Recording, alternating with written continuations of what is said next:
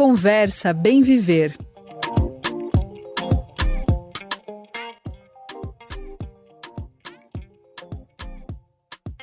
Os cinemas de todo o país vão levar ao grande público brasileiro uma história que até então estava sendo mal contada ou pouco conhecida pelo grande público.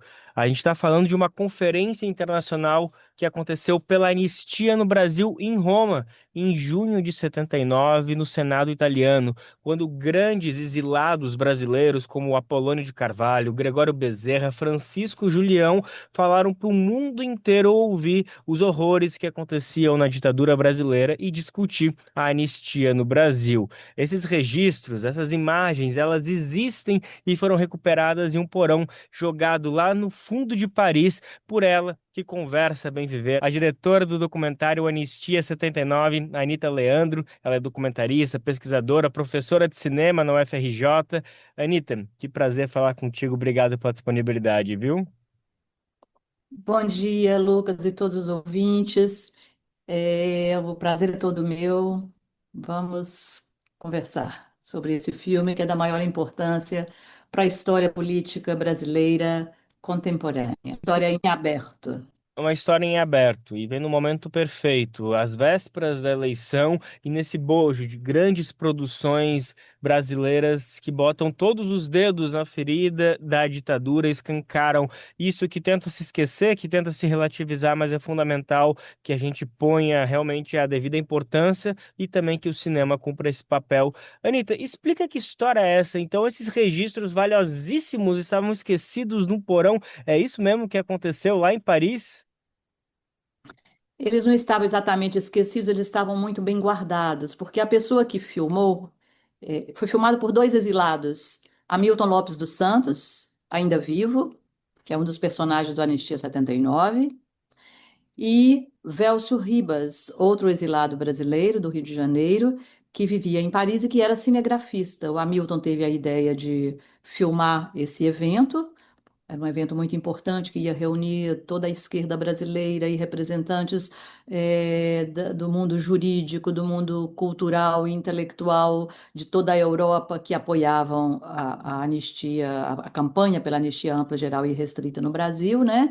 E o Hamilton decidiu filmar esse material, mas sem esse evento, mas sem experiência em cinema. Ele não era nem jornalista, nem cineasta. Mas ele filmou com muita coragem, com muita. Ele teve o faro ali historiográfico, né, para fazer esse registro, pensando em mostrar um dia para os filhos dele, que tinham nascido no exterior e que não conheciam o Brasil. Ele próprio nunca mais tinha voltado, ele tinha deixado o Brasil, ele tinha fugido. Ele vivia em Brasília na época, em 69, ele fugiu, foi para o Chile.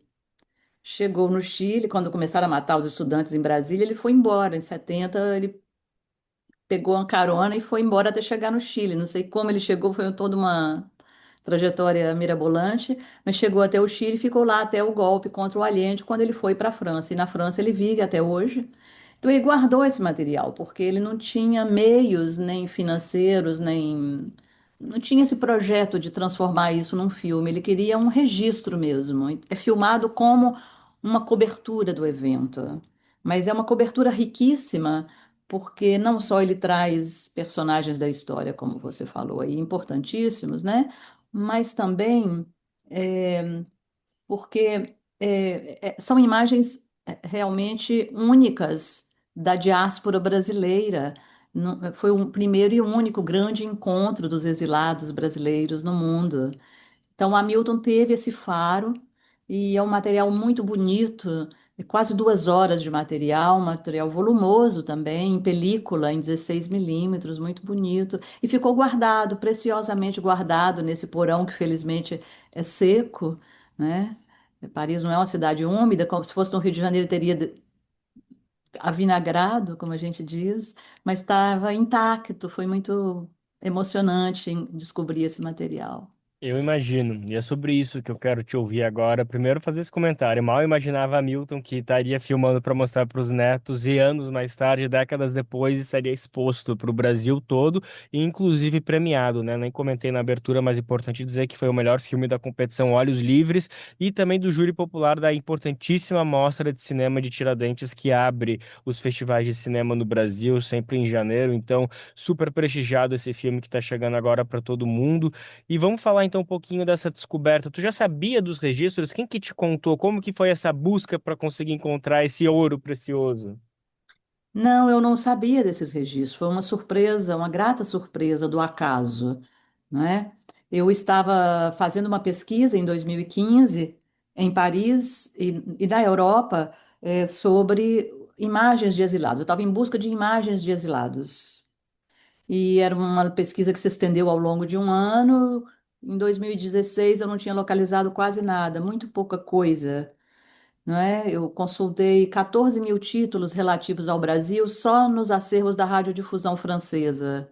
Desses 14 mil títulos, em que a maioria era reportagens sobre carnaval, futebol e Amazônia, havia apenas 5 reportagens muito pequenas, de 7 minutos, sobre o Brasil, sobre os exilados, né? Sobre os exilados brasileiros.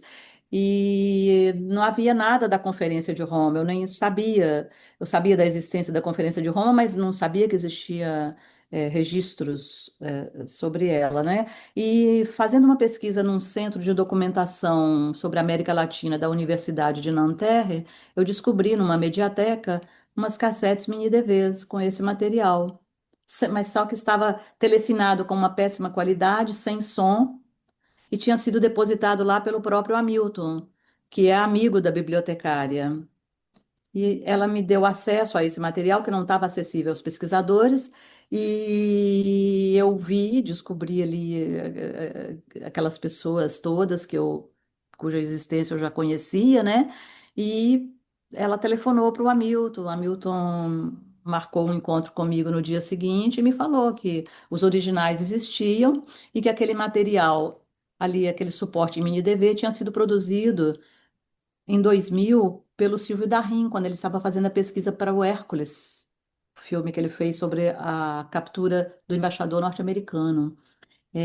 Porque entre os presos que foram trocados pelo embaixador estadunidense estavam o, o, o Gregório Bezerra, Ah, não é? sim.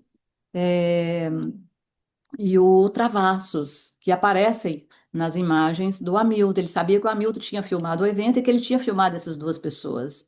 Então, mas ele acabou nem utilizando esse material e nem chegou a digitalizar as bobinas de som. Eu que fiz esse trabalho, o Hamilton me falou que tinha as bobinas de som, então imediatamente eu digitalizei as bobinas de som, sonorizei o material e aí comecei a pesquisa a partir desse material que serviu ali de base para a pesquisa, né, dos personagens.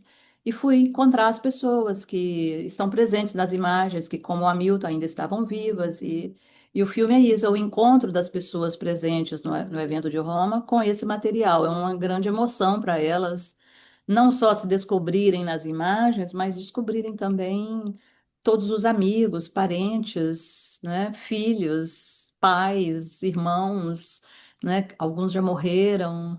É realmente uma grande emoção para essas pessoas. É um filme de história, mas que não conta exatamente a história, que não tem a ambição de contar toda a história da anistia. Eu deixo isso ao espectador, sabe? Essa Sim. tarefa é nossa, é um dever cívico que nós temos de ir atrás da nossa própria história. O filme é como se fosse um convite a abrir essa história a controvérsias. É uma provocação e eu tenho certeza que vai atingir muito bem o coração, as mentes das pessoas, porque é um caldeirão de emoções. Eu fico imaginando os próprios exilados naquele momento atual, vendo as imagens e muitas pessoas com os filhos pequenos na época e agora já grandes. Então, realmente, por si só, já é um álbum de família que mexe com um monte de emoção, mas o fato de ter todo esse contexto político faz com que tenha uma relevância da maior importância. Então ele vem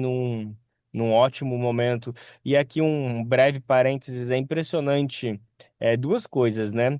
Primeiro que é muito bonito quando a gente consegue descobrir a história que nem o Google conta. Se tu procurasse, né, na internet sobre essas imagens, não ia achar, não tava lá, não estão lá, elas só realmente estavam registradas em matéria física, algo tão difícil de se encontrar hoje, tudo é tão virtual, tudo tão pulverizado que quando a gente encontra o material é uma sensação diferente, tem cheiro, tem cor, tem tato, e também nesse momento que a gente está nessa batalha tecnológica por cada vez mais evolução para melhorar o aprimoramento de qualidade, Full HD, 4K, 8K, de repente a gente encontra um material gravado há 50 anos em filme físico e tá aí, em ótimo estado, perfeita qualidade, vai ser exibido nas telonas da maior projeção e não vai se perder nada. Então é impressionante como já existe uma tecnologia de filmagem, de captação, que ela é muito anterior a tudo isso que a gente vê hoje e sempre dá conta, também mostrando um pouco como essa ambição tecnológica, às vezes é muito mais uma vontade do mercado vender coisas do que propriamente,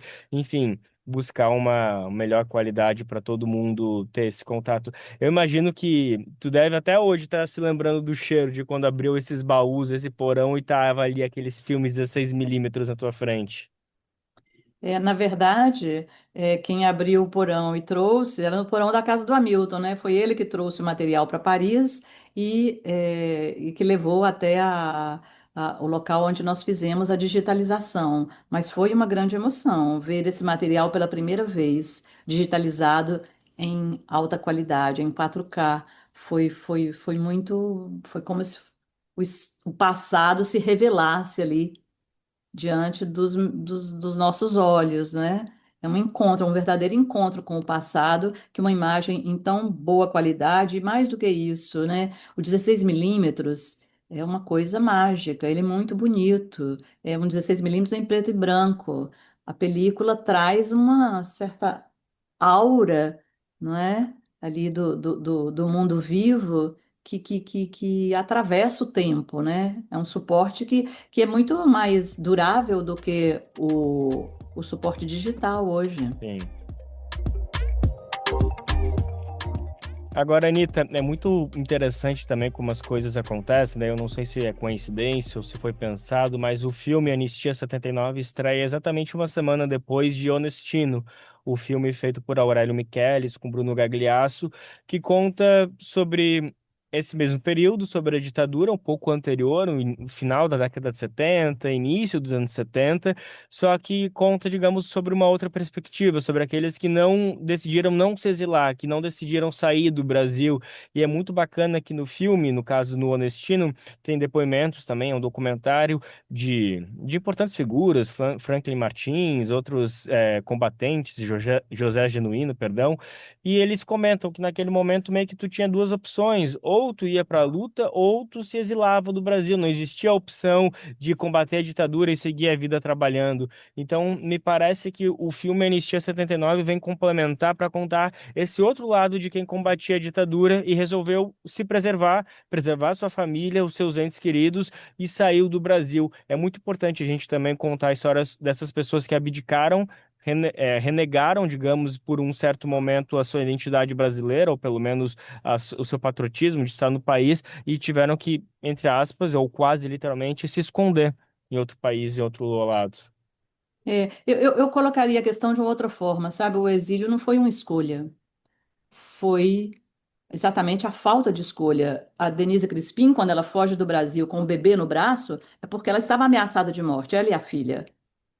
Né? Ela era seguida pela polícia 24 horas por dia. Ela saiu da prisão, onde ela teve o bebê, onde eles mataram o marido dela e o irmão dela, mas ela era controlada 24 horas por dia, com ameaças de morte. Se ela não fizesse isso, se ela não se exilasse, e para sempre, porque ela não voltou nunca mais para o Brasil, a não ser a passeio, ela estaria morta hoje, com certeza, como foi o marido, como foi o irmão e como quase foi ela aos 7º mês de gravidez, torturada, né, com a filha dentro da barriga. Então, não é exatamente uma escolha. As listas de prisioneiros a serem trocados pelos diplomatas capturados pela guerrilha, elas eram feitas de uma forma muito criteriosa. Eram aqueles que estavam na soleira da morte. Eram aqueles que tinham verdadeiras ameaças de morte se continuassem dentro da prisão, né? Conheço muitas pessoas que teriam morrido se no dia seguinte não houvesse a divulgação da lista. Então não é exatamente uma escolha. O exílio foi realmente era isso ou a morte para É, muitos, né? Outros recusaram fugir, mas talvez porque tivessem outras estratégias, não estivessem presos, né? Tivessem outras estratégias para se esconder, né? Muitos voltaram, né? Fizeram cirurgia plástica para mudar o rosto e viveram na clandestinidade até o final da ditadura, né? Outros viveram escondidos durante todo esse tempo e conseguiram se livrar da morte, mas a ameaça de morte era iminente para todos eles, tanto para os que saíram quanto para os que ficaram. sim, inclusive por conta justamente disso que Onestino, que foi um que decidiu ficar, foi morto, foi assassinado aos 26 anos. Então, mostra que de fato não era uma escolha, não era sobre o que o seu livre-arbítrio, né? Realmente era uma decisão. É curioso que você se lembre aí da história do Onestino, porque o Hamilton Lopes dos Santos, o autor das imagens da Conferência de Roma, ele vivia em Brasília, né? Era um pouco mais jovem do que o Onestino, mas conhecia e sabia da atuação dele, acompanhava tudo. E ele fugiu exatamente porque mataram o Onestino. Foi aí que ele fugiu. Ele sabia que Realmente. a coisa estava apertando, estava ficando perigosa, né? Sim, exatamente. Agora, voltando a falar um pouco sobre o início da nossa conversa, quando eu comentei que é uma história pouco contada, pouco conhecida sobre a Conferência Internacional pela Anistia do Brasil, a senhora mesmo comentou que pouco sabia, conhecia o caso, mas não tinha aprofundamento. O que que foi que fez com que esse importante encontro único que reuniu tantos exilados importantes, intelectuais fundamentais para a esquerda brasileira num palco tão grande, que era o Senado italiano, ou seja, de muita repercussão. O que que impediu que, de fato, essa conferência tivesse uma contundência maior e impedisse que a anistia brasileira fosse aprovada nos termos que foi aprovada, principalmente livrando os militares de toda a tortura? É exatamente o fato dos militares estarem no poder, não é? Havia dois projetos de anistia sendo votados no Congresso Nacional no Brasil. Ganhou o projeto dos militares, que tinha lá no primeiro artigo aquela famosa expressão de crime conexo. E com essa palavra, eles encontraram uma forma de se auto-anistiarem e de anistiarem todos os torturadores, não é? Então,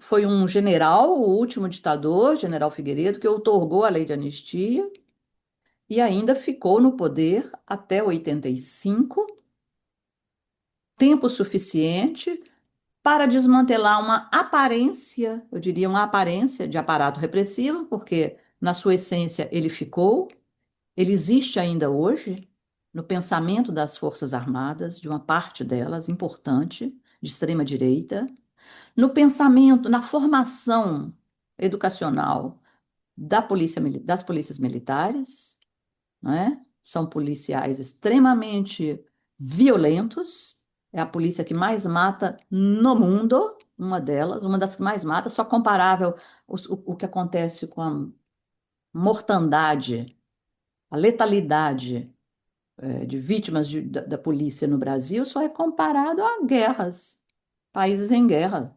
É uma coisa escandalosa. E isso vem dessa formação, e isso vem dessa consciência da impunidade. Nós podemos fazer o que quiser, mas porque está liberado. Está liberado, é, pela lei de anistia. Nós somos perdoados. Só que lei de anistia.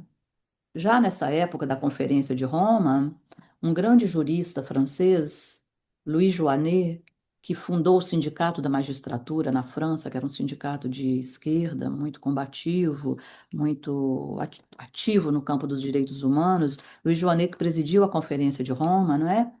Ele, no texto de abertura da conferência, ele define o que é anistia, o que já era uma visão, né, um conceito de anistia, já naquela época, ela não é o perdão, não é um perdão dado ao cidadão, mas o perdão que o Estado pede ao cidadão. O estado de exceção é que tem que pedir perdão ao cidadão pelos crimes que ele cometeu contra o cidadão. O Estado que deveria nos proteger, ele mata. Foi isso que aconteceu durante a ditadura, não é? E que continua acontecendo nas periferias das grandes cidades brasileiras, no campo, não é? Mudaram as vítimas, não é mais, não existe mais a guerrilha, mas existe o pobre, existe o negro, existe o indígena, existe o militante, o sindicalista, o líder campesino. E todas essas pessoas são alvos preferenciais das nossas polícias. Por quê? Porque há uma impunidade, não é? Não houve uma justiça de transição. Então, o evento de Roma, ele ficou esquecido de uma certa forma, porque todo mundo voltou para o Brasil, os prisioneiros políticos foram todos eles libertados, não é? Os exilados e banidos voltaram, as crianças apátridas nascidas no estrangeiro tiveram finalmente uma nacionalidade brasileira e o Brasil passou uma borracha. Vamos avançar, não é? Vamos avançar porque nós temos que construir a democracia. E aí foi o tempo da criação do Partido dos Trabalhadores, o tempo da criação do Movimento do Sem Terra, das organizações do movimento sindicais, não é? Do movimento negro unificado, e toda a sociedade brasileira se uniu para construir um país destruído. É isso. Um país moralmente destruído depois de 2 décadas de ditadura militar. Então, não dava para ficar. E mais, além disso, você tem um pacto aí com as oligarquias, que é uma democracia de transição, não é? Muito frágil. Nós vivemos hoje o problema, não é? Uma extrema-direita que se serve do sistema democrático para ganhar as eleições e para pedir o quê? A volta dos militares, o retorno da ditadura. É uma coisa, assim, totalmente absurda. É o revisionismo histórico no qual nós evoluímos hoje, não é? A própria noção de anistia, como você bem falou aí, não é? As pessoas pedem anistia para é, crime comum, que é a destruição de patrimônio público, pede anistia para generais que organizaram as massas a destruírem o patrimônio público.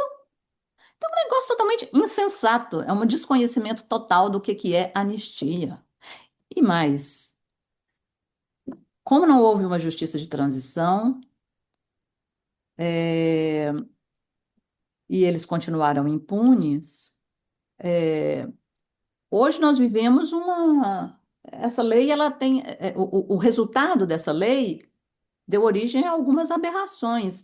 É, não só a autoanistia dos generais, né, que deveriam estar na prisão perpétua, como aconteceu na Argentina, né? Mas também é, a tortura é crime imprescritível, eles podem ainda ser julgados. O desaparecimento de pessoas e de cadáveres, como eles fizeram, é crime continuado. Então, eles ainda estão é, é, é, praticando esse crime, não é? Então, é uma lei que pede para ser revisada. A primeira ADPF, né? A DPF é a Arguição de Descumprimento de Preceito Fundamental, que foi é, ah, feita pela OAB ao Supremo Tribunal Federal em 2010, foi recusada. Eles pediam, a OAB pedia justamente a, a, a exclusão do benefício da anistia aos torturadores. Novas ADPFs foram enviadas ao STF e esperam julgamento. Esperemos que o filme contribua de alguma forma para abrir esse debate, né?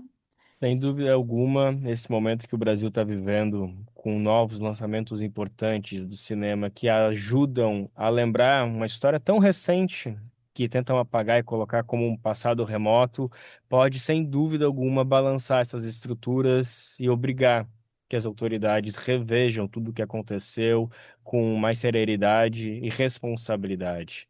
Minha gente, essa foi a Anita Leandro, ela que é pesquisadora, professora de cinema na Universidade Federal do Rio de Janeiro e é a diretora deste importante documentário Anistia 79, que recupera imagens inéditas que estavam esquecidas, por que não dizer assim, em Paris e contam sobre uma conferência internacional fundamental para se discutir a anistia no Brasil e que ainda é tempo de falar sobre isso.